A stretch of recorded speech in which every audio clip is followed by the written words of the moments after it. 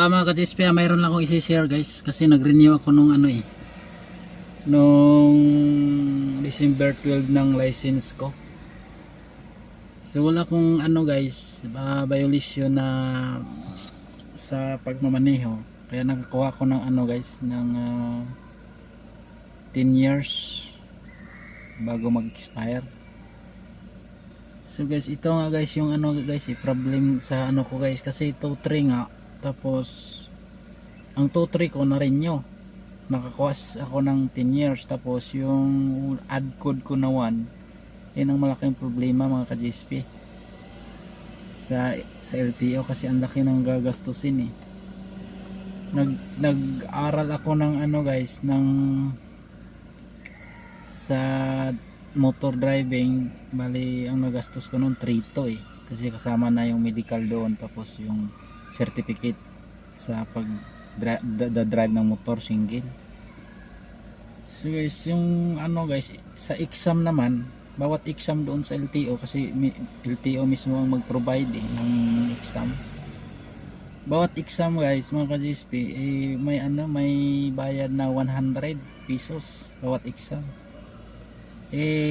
Mahirap na ipasa yung exam guys kasi halo-halo hindi naman yung sasakyan kasama roon sa exam sa number code 1 ng sa motor, halo-halo dapat kung motor na code lang dapat doon lang sa motor, hindi yun kasama doon sa mga sasakyan ganon, hindi ibuko dapat parehas mga ka-GSP. Iisa yung halo-halo mahirap bagsak talaga lahat kasi ang dami kong kasabayan doon, halos ilang beses silang bumalik doon sa sa pag-i-exam.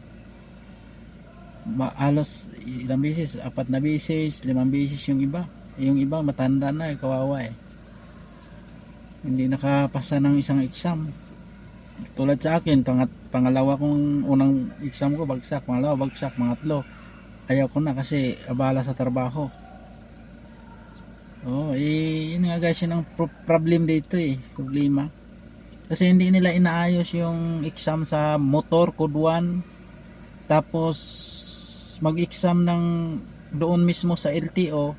Ang i-exam nila halo-halo dapat kung motor lang, kung sa kotse lang dapat lahat yun, hindi pwedeng ihahalo yun. Kahit nga yung boss ko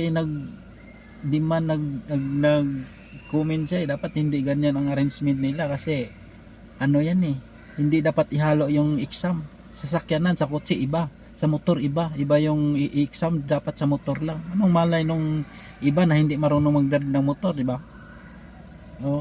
Kahit nga na mayroong reviewer yan, pero hindi halo-halo halo-halo yung sa iba naman yung sasakyanan, saka iba yung sa motor. Saka ito pa guys, yung ka-GSP, ito pang pinaka share ko lang to, wala akong pinatamaan dito na sino mang tao dyan sa LTO. Ito guys ito yung nakausap ko yung guard doon kasi sabi may pwede daw bayaran nga itong code 1 na kukunin ko, add code ko sa aking license. Ito yung madagdag guys. Sir, pasensya na ha kasi 2,500 kasi exam. Kita mo nag-exam 2,500. Tapos 1K sa test drive.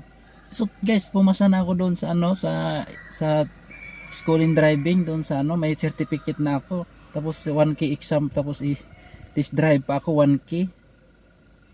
Tapos plus pa may 600 sa medical.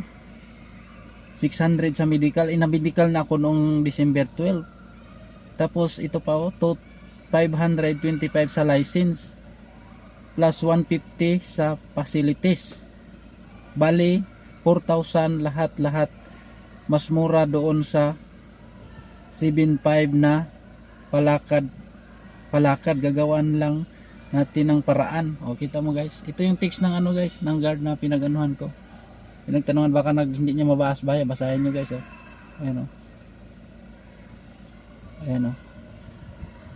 ayan, basahin nyo lang guys, kitang kita yan hindi na makita kasi may ayan. Nakita yan. I-open ko ulit, paliwanagan ko yung cellphone. Ano ko, yan oh. Yan guys oh. Oh. Oh, yan di ba? Oh. Basa niyo ba? Ayan oh. Ganyan kalaki ang gagastusin guys. Code 1 lang yan guys. Biruin mo yan sa ano ka ng code. Tapos papaano pa ako ulit pa drive test. Pumasa na ako sa drive test, may certification na ako, tapos may medical pa ako ulit. Ganito na ba talaga kahirap ngayon kumuha ng mag-add code mga LTO, may mga LTO diyan? Guys, wala akong pinatamaan dito. Share ko lang guys aking experience dito ngayon sa LTO guys. Nag-add code lang ako guys. Add code 1 kasi nga sa motor. Ito guys oh. Yan ang message guys. Yan ang ano ngayon guys, yan ang problema halos karamihan ngayon sa mga sa nagmumotor. Tapos bawat exam pa doon guys, mayroon pang bayad na ano na 100 kada exam. Pag hindi ka pumasa, bayad ka na 500. So pag bumalik ulit 500, another 500. So yan ang problema talaga mga ka-GSP. Kaya minsan matagal ko na sana itong balak na iba-vlog ko guys dito sa akin channel, yung itong ganitong ano sa LTO lahat eh. Kasi hindi talaga tama mga ka-GSP. Sa aking mga subscriber hindi tama eh. Ang kawawa yung ng mga nagmamotor eh. Oo, dapat ay ayos nila yan, anuhin nila yan. Hindi maganda yung pamamalakad nila dyan sa LTO. Dapat ibalik na lang nila yung andun nga sa mahigpit, pero hindi naman dapat ganoon kasi ako nag-test drive, nakapasa. May certification, may medical. Bakit pa may medical pa ako? Test drive pa ulit. Another bayad na naman, di ba? Parang pira-pira, parang wala na, hindi pa rin nawala yung kuratong dyan sa LTO mga ka-GSP eh. Ganyan kalupit yung ano ngayon dyan dito sa LTO. Pero hindi naman siguro lahat ng branch mga ka-GSP dito sa dito lang siguro yan dito malapit sa amin eh. Dito sa may guys, hindi ko lang magitin yung guys, yung dito sa LTO kasi dito lang kasi malapit kasi ako eh. Yan ang dito guys, hindi pa rin nawala yung mga siguro sa buhatan siguro yan dyan sa loob. Hindi ko alam kung bakit ganon eh. Pati mga guard kasama eh. Itong nag-message sa akin guard, tinanong ko, kunwari lang ako nagtatanong ganyan sir, ganyan ang gastusin. Sa LTO naman ganon, ay wala tayong magawa guys. Kung yung ganda ng talaga nila malakad. Sige guys, bye bye. Yun lang kasi si share ko lang.